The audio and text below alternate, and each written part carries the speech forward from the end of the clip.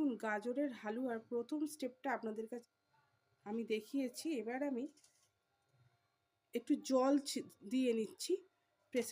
Pressure কুকারটা খোলার আগে একটু ঠান্ডা করে নিচ্ছি। ভেতরে গরম, বাইরে ঠান্ডা টেম্পারেচারটায়, যাতে কোনো কিছু অসুবিধা না হয় খুলতে গিয়ে। তারপর আমি খুলে পরপর আমি দেখাবো, দেখতে থাকুন।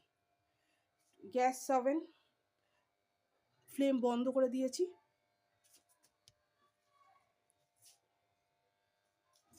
দেখুন কি করছি, খুলে নিয়েছি।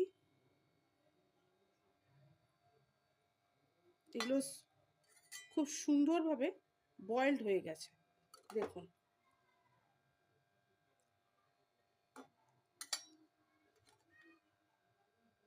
এবার আমি এই যে জলটা ফেলে দিয়ে পরপর কি করি ছেঁকে নিয়ে স্ট্রেন দিয়ে করে দেখতে থাকুন।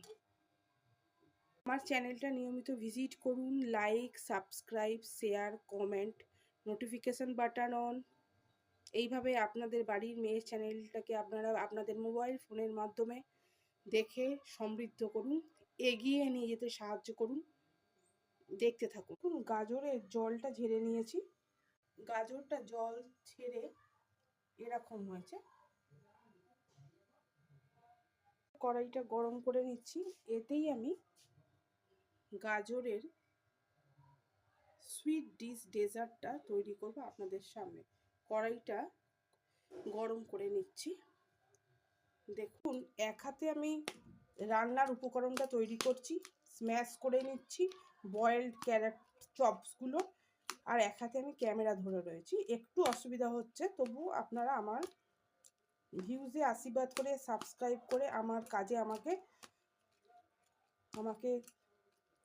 সাহায্য যোগান, আমার উৎসাহ আগ্রহ বাড়িয়ে তুলুন। আমার চ্যানেলটাকে আপনারা ভিউজ মাধ্যমে আপনার মোবাইল থেকে দেখে আমার চ্যানেলটাকে আপনারা সমৃদ্ধ করুন, বাড়িয়ে তুলুন। ভবিষ্যতে আরও কিছু আপনাদের কী ধরনের খাবার খেতে চান তৈরি করে দেখাবো, সেই আশীর্বাদ করুন।